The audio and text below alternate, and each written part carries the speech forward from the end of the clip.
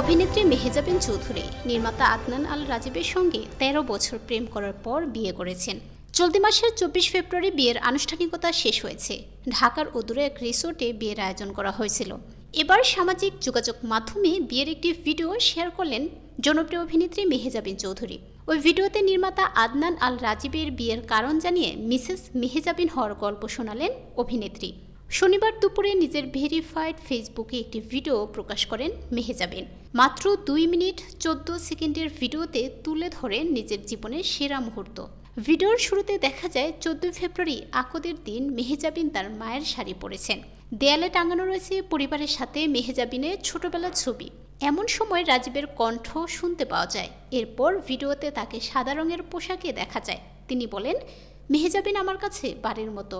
বাড়িতে গেলে যেমন প্রশান্তি অনুভব করি, মেহেজাবিনের পাশে থাকলেও সেই অনুভূতি হয়। একই সুরে সুর মিলে মেহেজাবিনও বলেন, রাজীব তার কাছে প্রশান্তির বাড়ির মতো। এরপর ভিডিওতে দেখা যায় মা বাবার সাথে বিয়ের আসরে পৌঁছান মেহেজাবিন। কবুল বলার সময় কেঁদে ফেলেন অভিনেত্রী। বিয়ের পর হাস্যোজ্জ্বল মেহেজাবিনকে বলতে শোনা যায়, আমি বিবাহিত, এখন আমি মিসেস মেহেজাবিন। প্রসঙ্গত গত ১৪ ফেব্রুয়ারি ভালোবাসা দিবসে আকদ সম্পন্ন হয় মেহেজাবিন রাজীবের। ২৩ ফেব্রুয়ারি অনুষ্ঠিত হয় গায়ে হলুদ। এরপরই ২৪ ফেব্রুয়ারি দীর্ঘ ১৩ বছরের প্রেমের সম্পর্ককে পরিণয়ে পরিণত দেন এই প্রেমিক যুগল।